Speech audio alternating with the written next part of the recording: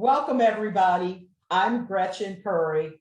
I am the founder and president of StaffLink. StaffLink is a St. Louis-based home care company that provides services primarily to seniors. I am here today representing StaffLink and also representing Senior Resource Options. Senior Resource Options is a group made up of business owners who provide services to older adults in the St. Louis region. We also provide educational programs like this interview and others on topics that may be of interest to seniors and their families. Today, I am here to talk with Amy Neu. Let me tell you a little bit about Amy. Amy has earned a master's in social work from Washington University. She is an LCSW, a licensed clinical social worker. Amy is the Assistant Director of Senior Services at West County Psychological Associates. She is also a certified dementia care specialist. West County Psychological Associates is a comprehensive mental health organization and consulting service provider. Their diverse group of mental health professionals provide psychotherapy to individuals, couples, and families, and consulting to organizations. We're really fortunate to have Amy here with us today to talk about the topic of seniors and grief. Amy, thank you for joining us. Oh, thanks for having me. I'm excited to be here. Amy, first, share with us a little bit about what services you provide as an LCSW. Sure. Well, what I do is I provide assessment and counseling to older adults and their families. And so what I initially do on our first session is complete an assessment. So we look at what's going on physically, mentally, socially, and spiritually with that person.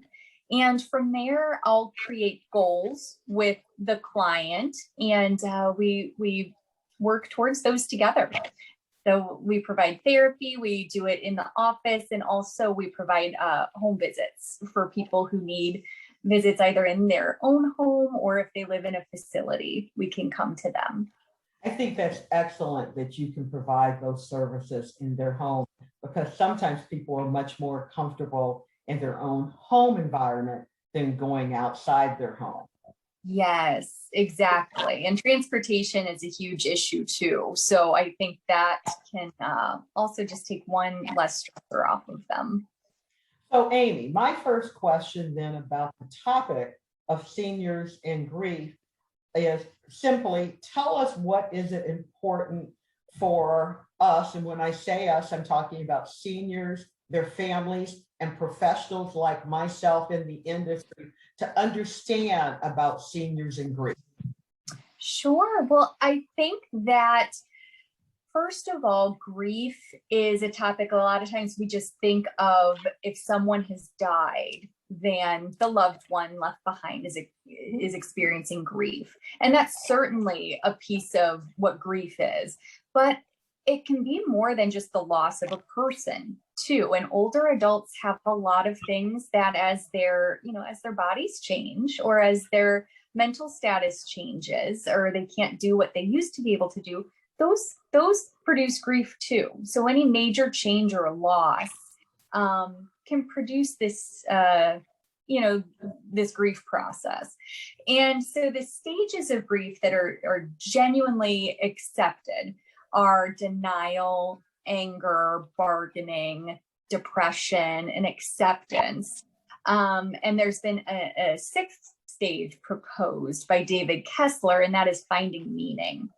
And what's important about these stages too is those really do encompass a lot of what we experience when we're grieving, and they aren't linear. So a lot of times there's this idea that we move through each stage and then we get to acceptance. And that's not how it works, unfortunately. We can feel a lot of these different things, sometimes at the same time, or we can feel angry at one point and then we feel sad and then we get back to anger. So it's not as cut and dry and straightforward as I think can be discussed. That's important too. Finally, with grief, one of the biggest things to help someone when they're grieving, and if you're grieving, the biggest thing to seek out is connection, because when we're left alone in our grief, it's harder to get out of. And when we are able to be with other people, either just physically being with somebody can make a difference, but then if you have that emotional connection with them and are able to talk about how you're feeling, that's the best case scenario to help process through this grief.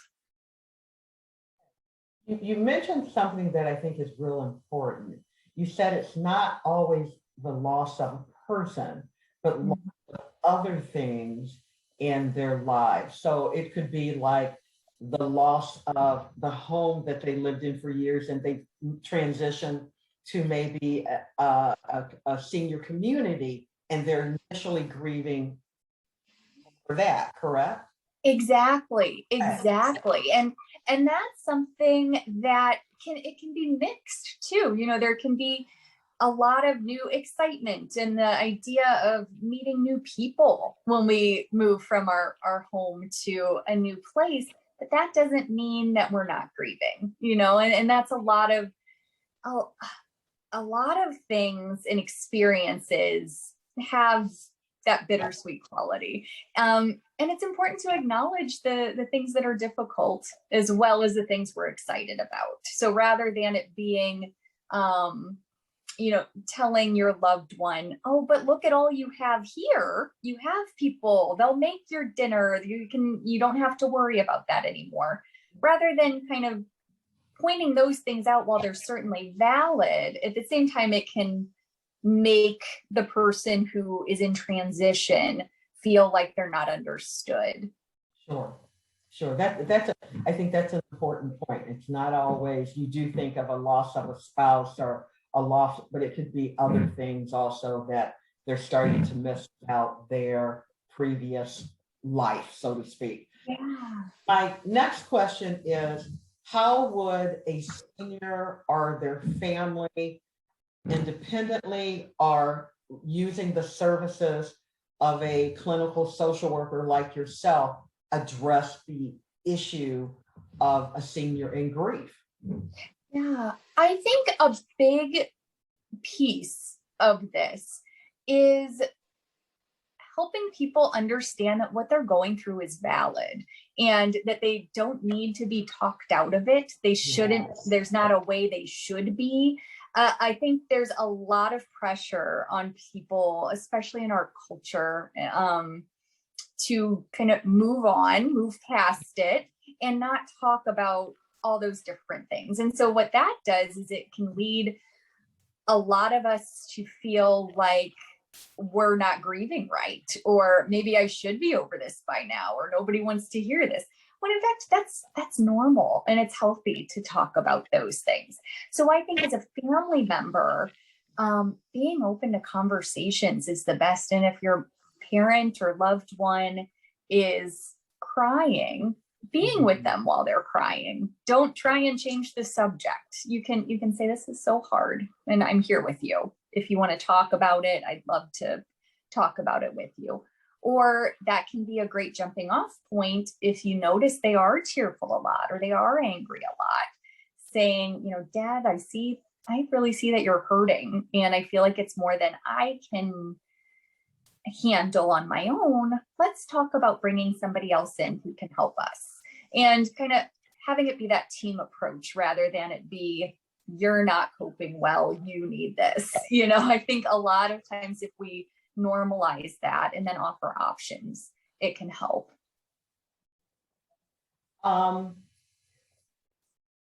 What local resources, Amy, can you recommend other than West County Psychological Associates, which is absolutely a resource, especially with your specialty in the senior area? What other local resources could you recommend to a family or a senior?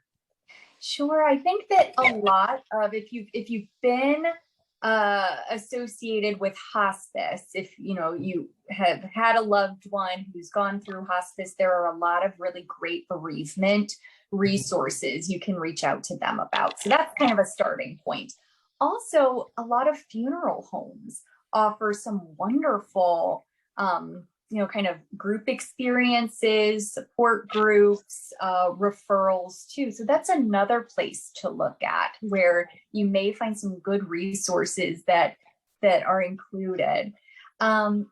Primary physicians are other great ones to talk about, because with grief, sometimes depression or anxiety can develop if it's a prolonged grief.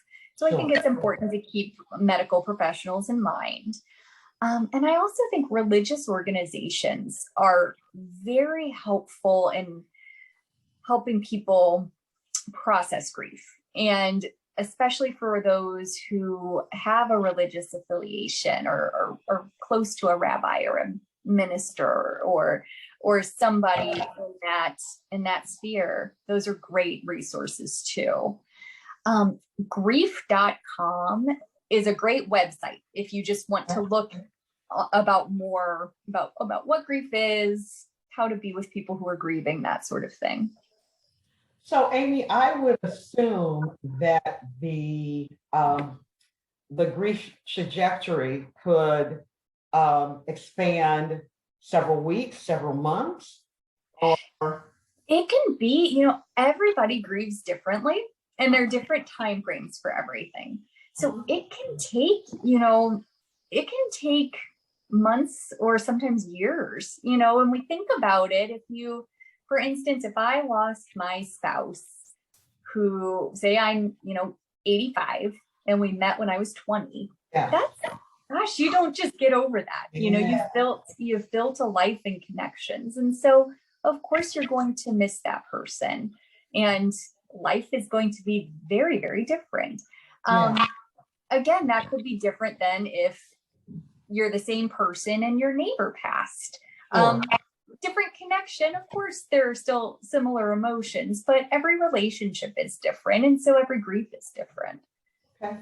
Yeah. Good information, all very good information. Amy, if someone wants to reach out to you to get more information on this topic, or to get more information on West County Psychological Service Associates and the services you guys provide, how can they contact you? Sure. Our office number is 314-275-8599. And my extension is 178. And my email is amy.neu, and that's NEU, and the number 1 @gmail.com. Amy, thank you very much for sharing with us and spending your time with me this afternoon to provide us additional information about seniors and grief. I learned something. Thank you for having me, Gretchen. You are welcome.